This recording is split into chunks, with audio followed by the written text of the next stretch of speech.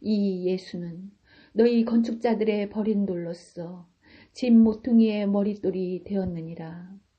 다른 이로서는 구원을 받을 수 없나니 천하 사람 중에 구원을 받을 만한 다른 이름을 우리에게 주신 일이 없음이라 하였더라. 그들이 베드로와 요한이 담대하게 말함을 보고 그들을 본래 학문 없는 범인으로 알았다가 이상히 여기며 또 전에 예수와 함께 있던 줄도 알고 또 병 나은 사람이 그들과 함께 서 있는 것을 보고 비난할 말이 없는지라. 아멘. 지금은 워낙 기술이 좋아졌다고 말하지만 사실 그 예전에 이 금운교라는 다리를 만들 때는요 정말 어마어마한 공사였습니다. 근데 이 다리를 건설할 때 해마다 약 20명에서 30명의 사람들이 그 다리에 대해서 떨어져서 사고를 당하거나 죽음을 맞이하게 되는 말씀을 되는 겁니다. 자, 이때 이걸 어떻게 해야지 이길 수 있을까? 이걸 어떻게 해야 할까를 고민하다가 다리 밑에 그물망을 설치합니다. 다리 밑에 그물망을 설치하고 아주 놀라운 일이 발생했는데 다리 밑에 그물망을 설치한 그 해에 단 한 사람도 떨어진 사람이 있지 않았다. 자, 이유가 무엇일까요? 이건 믿음이라는 겁니다. 그 이전에는 떨어지면 큰일이다, 큰일이다라는 마음을 가지고 그들 해냈다면 이제 그 밑에 그물망을 설치한다면 떨어져도 죽지 않겠구나 라는 믿음, 그 믿음이 인부들에게 있어서 삶의 태도와 또 모든 공사의 과정 가운데 변화를 가지게 되었다라는 거죠. 자, 우리 가운데 있어서 이 믿음이라는 것이 흔들리면, 이 믿음이라는 것이 굳건해지면, 이 믿음이라는 기초가 튼튼해지면 그러면 우리 인생이 완전히 달라질 수 있다라는 것을 우리 가운데 보여준 것은 좋은 얘기죠. 자, 우리의 믿음은 어떤 믿음이 되어야 할까요? 왜 신앙생활을 하다가 자꾸 넘어지고, 왜 신앙생활을 하다가 자꾸만 엎어지고, 왜 신앙생활을 하다가 자꾸만 우리의 상황 가운데 문제가 생기는 일들이 자꾸만 발생하게 될까요? 그것은 바로 믿음이라는 그 분명한 기초가 흔들리기 때문입니다. 그러면 그 믿음이라는 기초가, 분명한 기초가 흔들리지 않기 위해서 우리 가운데 필요한 것은 무엇일까? 그것은 바로 예수님을 붙잡아야 한다라는 것이죠. 그럼 예수님을 붙잡으면 어떠한 일이 일어나느냐? 여러분, 우리가 자꾸만 무너지고 자빠져 낙망하는 이유 중에 하나는요, 우리가 잘 될 때 그런 일이 발생하지 않습니다. 잘 생각해보면 우리가 잘 되면 꼭 우리가 기도해서 잘 된 것처럼 생각되는데 우리에게 문제가 발생되거나 또는 문제가 해결되지 않으면 꼭 우리 마음은 이게 안 되는 것 같다는 마음이 생기죠. 여러분, 요셉의 삶의 변화가 필요했던 시간은 14년입니다. 모세의 변화는요 40년이 필요했고요, 노아의 변화는요 120년이 필요했습니다. 그들과 우리의 다른 점은 뭐냐면 시간의 문제가 아니라는 겁니다. 그들과 우리의 다른 점은 시간의 문제가 아니라 오직 예수님을 바라보는 그 집중력에 있었다라는 거죠. 자, 그렇다면 그 믿음, 오늘 제목이 우리 가운데 말해주고 있습니다. 예수님은 보잘것없는 인생을 바꾸신다라는 이 분명한 믿음이 있으면 그럼 우리의 믿음이 우리의 미래를 바꾸고 우리의 현재를 걸어갈 수 있는 능력을 우리에게 허락한다라는 거죠. 자, 먼저 첫 번째로 그 믿음은 어떤 믿음인지 한번 보기를 원합니다. 11절의 말씀을 우리가 같이 읽겠습니다. 11절 같이 읽습니다. 시작. 이 예수는 너희 건축자들의 버린 돌로서 집 모퉁이의 머릿돌이 되었느니라. 아멘. 첫 번째는요, 예수는 건축자들의 버린 돌로서 집 모퉁이의 머릿돌이 되었다. 여러분, 저는 성전 이전하면 하나님께 참으로 감사합니다.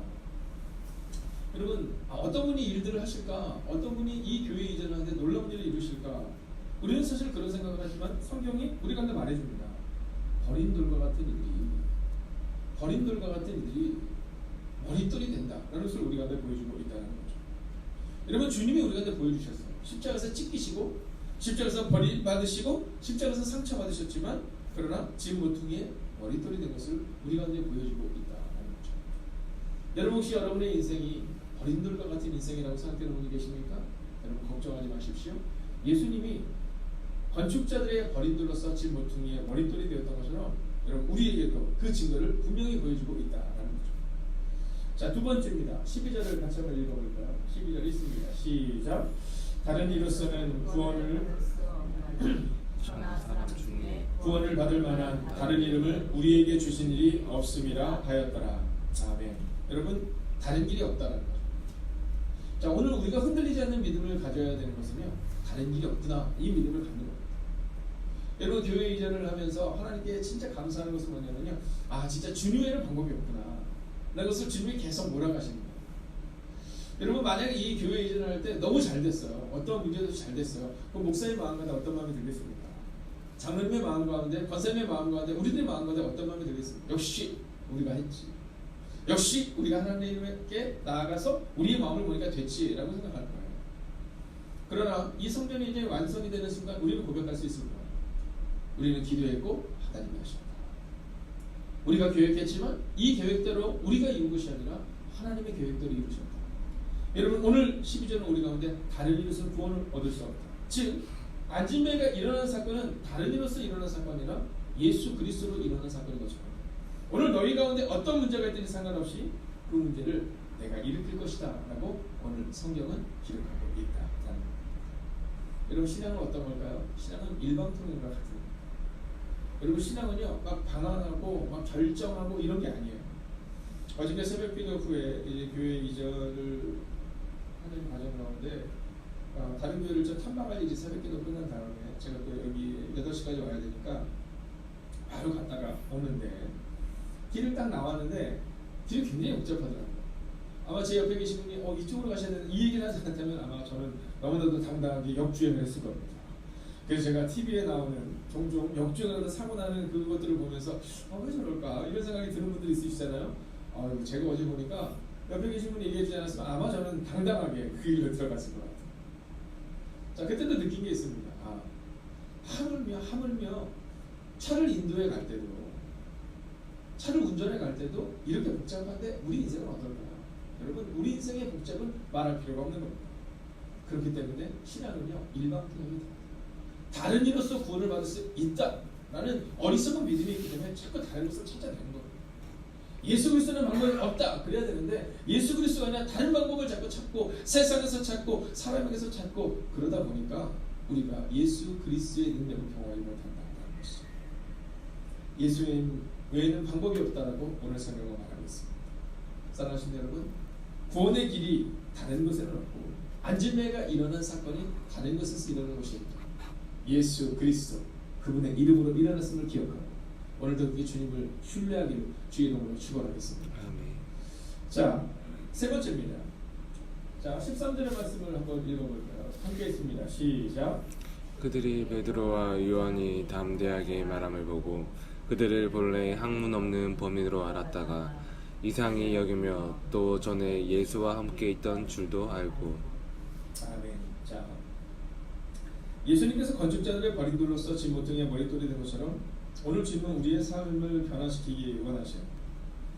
자, 오늘 이 13절의 말씀을 보면 이 갈릴리 사람들이라고 표현하는 정말 인정받지 못했던 이 두 사람을 어떻게 표현하면 담대함 이 한 단어로 우리가 표현할 수 있습니다.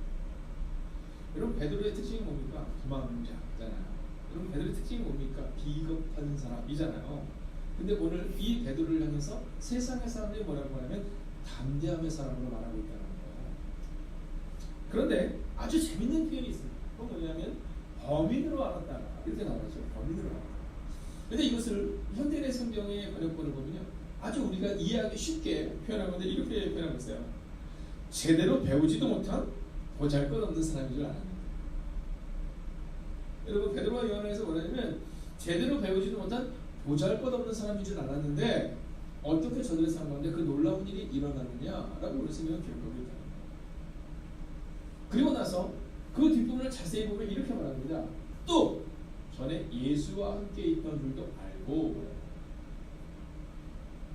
그들의 마음 가운데 저 보잘것없는 인생인 줄 알았는데 배운 것도 없는 인생인 줄 알았는데 근데 오직 저들의 저 담대함이 어디에 이유가 있을까?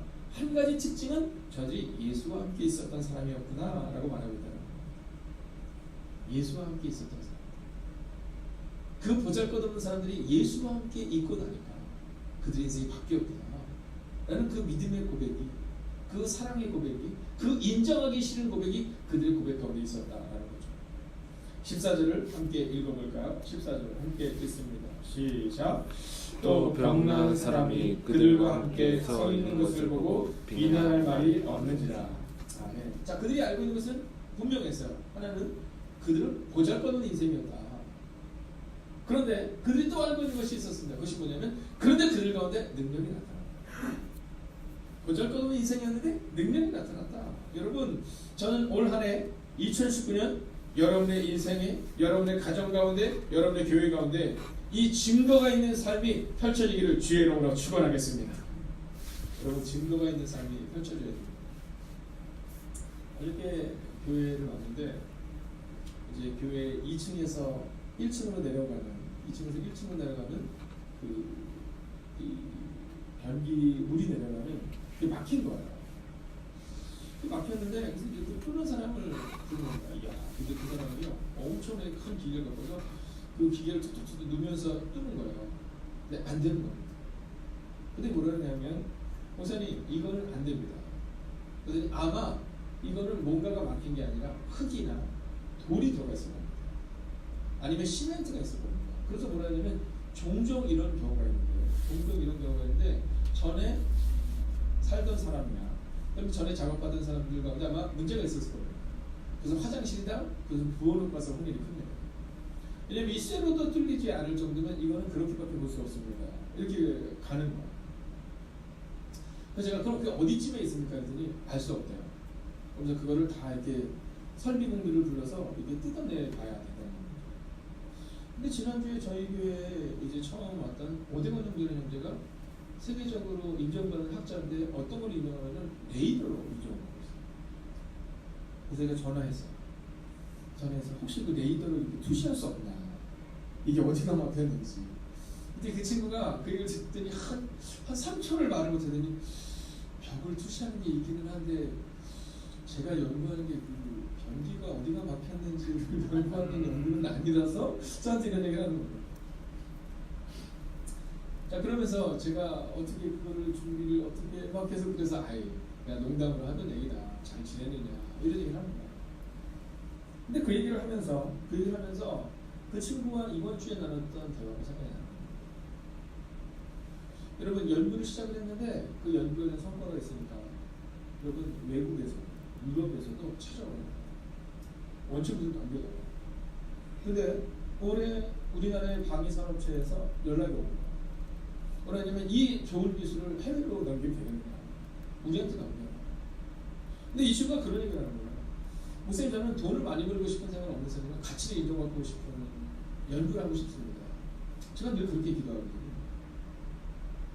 여러분, 그러면서 이 친구가 뭐냐면 그 연구의 성과, 증거가 나타나니까 예전에는 보잘것없는 인생이었는데 그 본인의 말로 내가 쭈그리 같은 인생이었는데 지금은 해외에서 자기를 찾아오는 국가 정책을 결정하는 과정 가운데 있는 방위산업체에서 자기를 찾아오는 인생이 되었다는 겁니다. 저는 올 한 해를 꿈꿀 때 어저께도 우리 아이들이 여기서 공부를 하고 돌아가는데 제 마음간에 그 마음이 듭니다. 하나님, 우리 아이들 가운데 병 나은 사람이 그들과 함께 서 있는 것을 보고, 즉 증거가 있는 삶을 통해서 그들이 비난할 말이 없는 것처럼 오늘 우리의 삶 가운데도 그 증거를 허락하여 주시옵소서. 하나님, 우리가 어떤 일을 할 때 사람들이 비난할 말이 생길 만한 문제가 생기기만을 기다려봐라, 내가 한마디 하겠다, 나 지금 울고 싶은데 문제만 생겨봐라, 뺨 맞으면 내가 울기 시작하겠다 라는 것이 아니라 하나님, 이 행복의 큰 교회를 통해서 나타나는 그 놀라운 사건들을 통해, 우리의 가정 가운데 있는 그 놀라운 사건들을 통해 비난할 말이 없는, 여러분, 이 성경의 표현을 다른 번역본은 이렇게 합니다. 고침받은 사람이 그들과 함께 서 있는 것을 보고 더 이상 할 말이 없었다. 여러분, 제사장들과 서기관들이 와서 이 베드로와 요한을 궁지에 몰아넣기 위해서 왔는데 와서 보니 그 증거를 보니 할 말이 없었다 라고 번역하고 있다. 올 한 해 예수님은 우리 인생을 보잘것없는 인생에서 놀라운 인생으로 바꾸시고, 그래서 우리의 가족들 가운데 혹은 우리의 지체들 가운데 또는 혹은 우리의 교회 가운데도 있는 이 문제, 이 상황, 넘어지지 못할 것만 같고 안 될 것만 같다고 말하는 이 상황, 비난할 상황을 바라보기를 원하는 그 공동체 가운데 있는 그 아픔들과 눈물들이 떠나가게 됩니다. 그리고 끝내는 할 말이 없는 은혜가 여러분의 가정마다 임하는 축복이 임하게 될 줄 믿습니다. 기도하겠습니다.